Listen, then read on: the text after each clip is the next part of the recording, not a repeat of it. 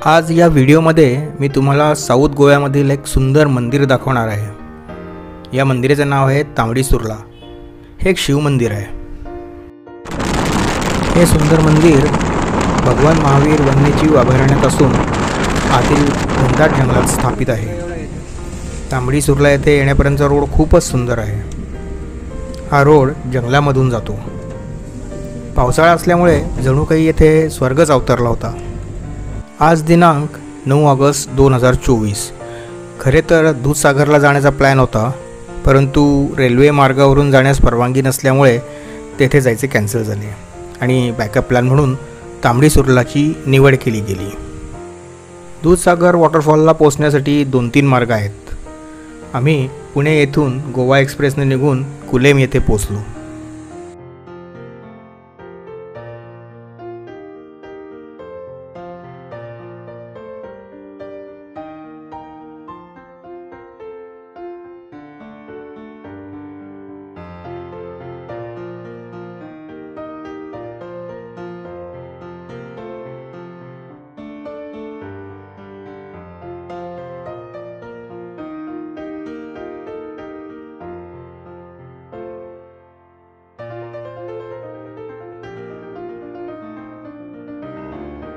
कुलेम ते तांबडी सुर्ला हे अंतर 22 किलोमीटर आहे।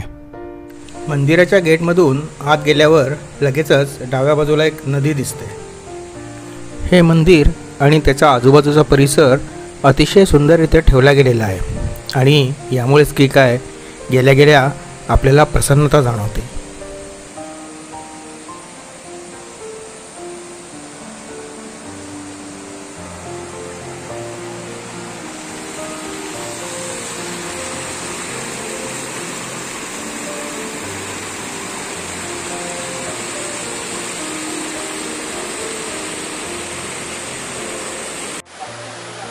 तांबडी सुर्ला गोवा येथे आलेलं आहे।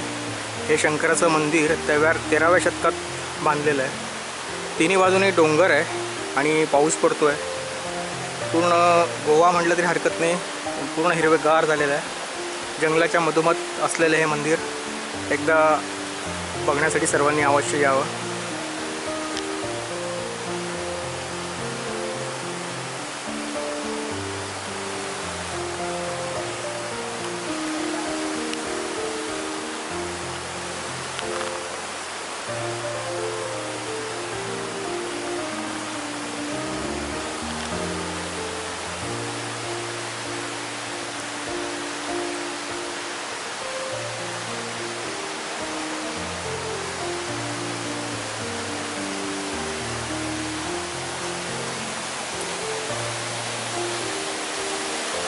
खालून इकडून मोठा ओढा वाहतोय। डोंगर असल्या डोंगराच्या तळाशी मंदिर असल्यामुळं डोंगरावरनं येणारं पाणी खळखळ स्वरूपात खाली जाते।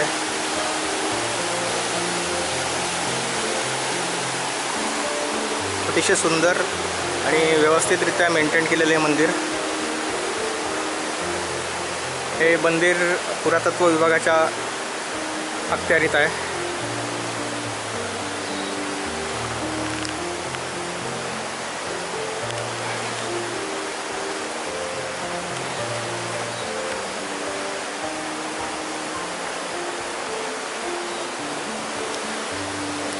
हे मंदिर साधारणतः 12व्या आणि 13व्या शतकाच्या दरम्यान बांधले गेले। या मंदिराचे स्थापत्य हे कदंबा पद्धतीचे आहे। मंदिराचा वरचा भाग म्हणजेच शिखराकडचा भाग हा पिरॅमिडसारख्या आकाराचा आहे। अशा प्रकारचे मंदिर हे गोव्यामध्ये एकमेव असावे। मंदिराच्या गर्भगृहात शिवलिंग आहे। त्याचा व्हिडिओ घेण्यास परवानगी नसल्यामुळे त्याचे शूटिंग घेता आले नाही। 13व्या शतकातलं जुनं मंदिर आहे। त्याची रचना हेमाडपंथी आहे आणि मंदिर अतिशय सुंदर आहे। त्याचे काम काय म्हणते आणि आजूबाजूला सुद्धा चारी बाजूने डोंगर आहे आणि सुंदर असा खळखळखळचा आवाज हा ओळखता येतोय। त्यातल्या त्यात पावसाळी वातावरण असल्यामुळे सर्व हिरवगार झालेलं आहे। सगळीकडे चारी बाजूने डोंगर असल्यामुळे खूपच सुंदर आहे आणि 500 वर्षापूर्वीचं पुरातन काळातलं मंदिर असं मंदिर बघायला देखील भाग्य लागतं। मंदिराचे कोरीवकाम हे बघण्यासारखे आहे। मंदिराचे खांब आणि त्याची रेखीवता अतिशय उच्च कोटीची आहे।